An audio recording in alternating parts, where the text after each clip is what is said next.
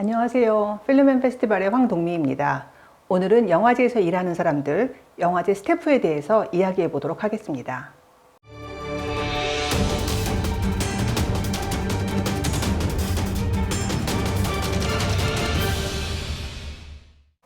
최근에 영화제 스태프를 구한다는 그런 공고들을 자주 보게 됩니다.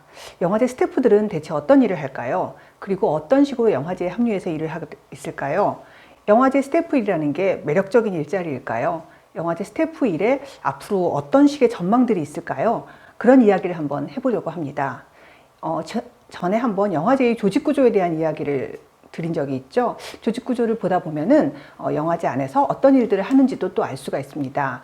영화제 스태프들은 여러 개의 업무 영역으로 나뉘어서 구인되는데요. 프로그램 팀, 또 기획 업무나 초청 업무, 그리고 홍보 마케팅 업무, 또 이벤트나 이런 그 행사들을 기획하는 업무, 관객 서비스나 극장 운영을 하는 업무, 그리고 또 가장 중요하게 기술 업무 같은 것들이 있습니다. 프로그램 팀 같은 경우는 영화제의 꽃이라고 하죠. 영화제의 성격을 결정하는 중요한 영화들을 선정하고 그 선정된 영화들을 직접 가져올 수 있도록 노력하는 그런 업무입니다. 그래서 해당 영화의 상영 소스를 수급하는 업무까지, 그리고 그 작품을 소개하는 업무, 이런 것들 출판 영역까지 다 포괄한다고 볼 수가 있고요. 또 당연히 기획 업무는 모든 조직에서는 중요하게 기본적으로 하는 업무죠. 또 영화제에서 초청 업무가 굉장히 중요해요. 영화제를 찾는 굉장히 중요한 여러 손님들이 안전하게 영화제를 찾을 수 있도록 하는 다양한 업무들이죠.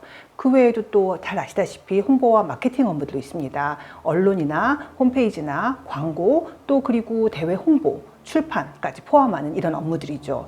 그리고 영화제 성격에 따라서 콘서트나 개폐막식이나 여러 가지 파티 같은 행사들을 주요 이벤트들을 운영하는 팀들도 있을 수 있고요.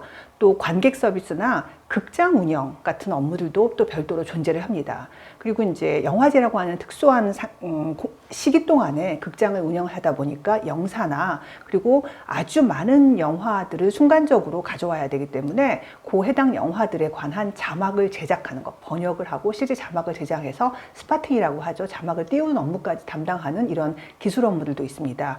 이런 업무들은 실제로 영화제가 직접 고용을 해서 해결을 하기도 하고요. 또 일정 부분은 아웃소싱을 해서 예를 들면 최근에는 자막을 번역하고 그 자막을 집어넣는 업무 같은 경우는 이 업무에만 특화돼서 영화제용으로 영화제용 자막 업무만 전문적으로 하는 업체가 있기도 하고, 이런 식으로 아웃소싱을 하기도 합니다.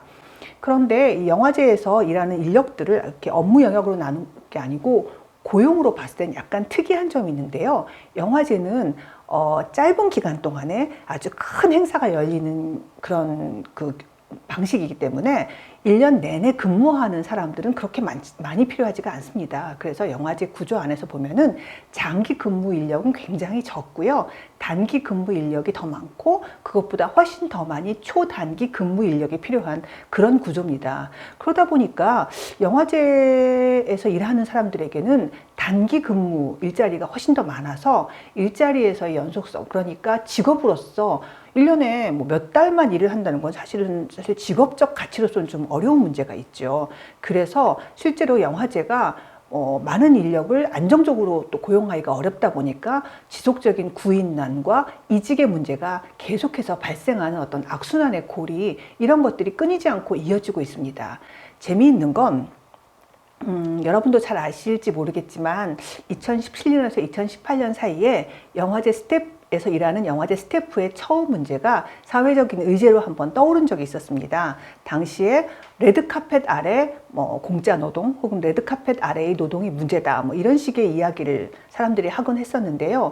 이것이 되게 어떤 사회적인 분위기와도 연관된 측면들이 있습니다. 사실 한 거의 20여 년간 영화제 스태프라고 하는 업무는 장시간 노동, 그 다음에 어떤 고용 지속성에서의 문제들, 또 공짜 야근이라든가 임금을 미지급한다든가 혹은 열정페이가 만연화됐다든가 하는 식으로 굉장히 처우가 열악했었습니다. 그럼에도 불구하고 굉장히 반짝거리는 일이고 또 멋진 일이니까 여전히 많은 사람들이 하고 싶어 했었지요.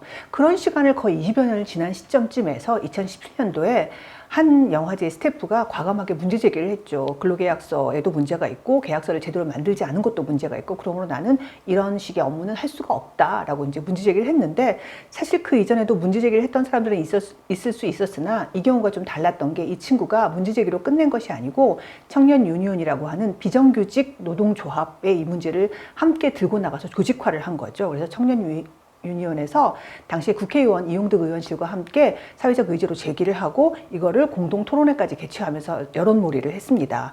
바로 그 이후에 노동부에서 영화제들 3국마다 전부 나가서 노동 실태를 전수조사하는 상황으로까지 끌고 나간 거죠. 그야말로 어떤 사회적으로 제기된 이슈가 실질적인 문제 점검으로까지 이루어졌고, 거의 모든 영화제들이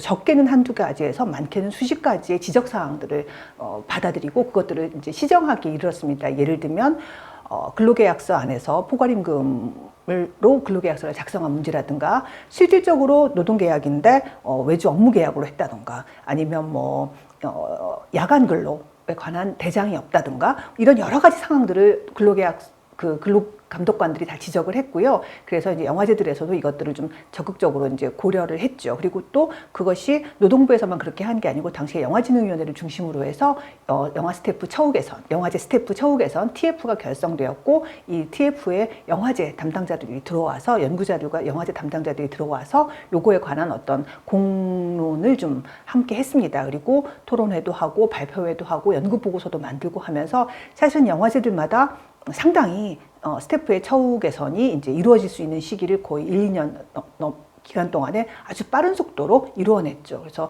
제 기억에 2018년이던가 전주국제영화제에서 일본의 영화계에서 일하는 친구를 만나서 이런 일이 있다라고 이야기를 했더니, 그 친구가 정말로 놀라면서 일본은 수십 년간 똑같은 문제가 끝없이 반복되고 있는데 전혀 개선되지 않고 있는데, 어떻게 한국은 그게 1년 만에 이렇게 문제 제기가 이루어지고 개선의 과정을 밟아가고 있냐, 너무 신기하다, 이런 얘기를 듣고 혼자서 약간 국뽕에 젖어서 으쓱했던 기억도 있었습니다. 그런데 이 과정을 지켜보면서 몇 개의 아주 재미있는 생각을 해봤습니다. 사실 이게 예를 들면 당시에 노동부라든가 혹은 영화진흥위원회가 무슨 대단히 훌륭하고 대우각성해서 그랬다라기보다는, 제가 보기엔 당시의 사회적 배경, 시대적인 어떤 시대의식, 시대정신 자체의 변화를 수용했던 것, 물론 수용한 것 자체는 훌륭한 것이지만요, 그런 결과이지 않을까라는 생각이 좀 들었습니다. 예를 들면 젊은 세대들이 인구구조상으로 계속해서 이제 부족해지고 있고, 그래서 젊은 세대를 중심으로 한 일자리 문제가 심각해지던 시점이었기도 했고요. 그리고 또 과거의 어떤 영화제를 문화운동 이런 걸로 바라보던 관점에서 이제 좀 노동의 관점으로 이 일자리 문제를 좀 바라봐야 한다라고 하는 식의 시각들이 전면으로 드러나던 시기였기 때문에, 이런 문제 제기가 당시의 시대 정신과 좀 맞아떨어졌고, 그래서 이것들을 당시에 그 정책기관에서 그리고 정부에서도 공공기관에서도 적극적으로 받아들였고, 그래서 다시 영화제들을 설득했을 때 영화제들도 자연스럽게 이것들을 좀 수용하는 방식으로 가지 않았을까 싶습니다.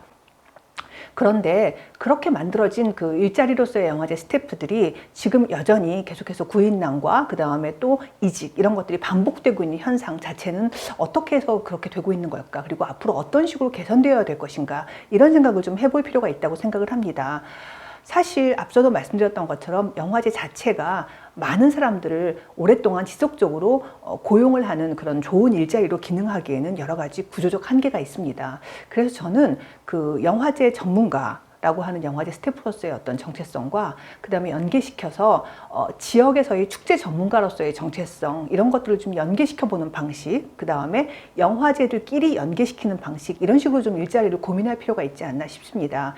예를 들면 1년에 어느 정도 기간들은 동그라미 도시에서 일을 하고, 그 다음에 다시 또 일정 기간 동안은 세모 도시에서 일을 하고 영화제가 열리는, 이런 식으로 개인으로서는 그러니까 지역을 오가면서 영화제 전문성을 살려가면서 일을 하는 방법도 있을 수가 있을 것 같고요.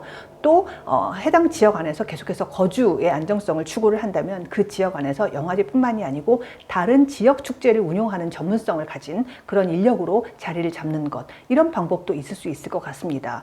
또한 그 영화제 자체도 어떤 영화제가 특정 기간 동안에만 일이 끝나는 것이 아니고 연간 상시 행사, 상시 기획 사업 이런 것들을 지속적으로 기획하고 그것들을 운영함으로써 일자리의 안정성 이런 것들을 좀 인력의 필요성 이런 것들을 확충하는 방안도 있을 수 있을 것 같습니다. 또 하나는 지역에서 이 일자리를 바라보는 관점입니다. 전에도 말씀드렸지만 한국이 지역 소멸이 지금 지역 소멸을 바라보고 있는 지역들이 굉장히 많습니다. 이런 곳에서 좀 문화적으로 매력 있는 지역을 만들어서 젊은 인력들이 일자리도 있고 그리고 젊은 인력들이 향유할 수 있는 문화적 가치도 있는 그런 지역을 만든다라고 하는 관점에서 영화제의 일자리를 한번 바라보면 어떨까 하는 생각도 듭니다. 물론 소멸 지역은 아니었지만 지난 몇 년 전에 서울시에서 서울시 뉴딜 일자리라고 해서 서울시와 영화제가 일정하게 예산을 매칭해서 영화제 일자리를 만들어내는 그런 사업을 한 적이 있었습니다. 아마 다른 지역에서도 이런 식의 일자리 정책 같은 것들을 한번 만들어 본다면 영화제 일자리의 앞날도 사실 그렇게 암울하지만은 않을 것 같다라는 생각이 들어서 그런 의미에서 영화제와 지자체가 좀 다른 관점에서 이 영화 스태프라고 하는 영역을 좀 고민을 해보면 그러니까 일자리 창출, 젊은 사람들을 위한 일자리 창출 이런 차원에서 아주 매력 있는 일자리로서 만들어갈 수 있는 방법 이런 것들을 좀 적극적으로 고민해 본다면 어떨까 하는 생각을 좀 해봤습니다. 이런 생각들을 좀 영화제 그리고 지자체 모두가 함께 고민하는 순간들이 곧 닥치고 있다. 이런 생각을 지금 하고 있습니다. 오늘은 영화제 스태프에 대해서 이야기를 해봤고요. 다음 시간에는 영화제에 대한 다른 측면들 한번 또 이야기해 보도록 하겠습니다. 감사합니다.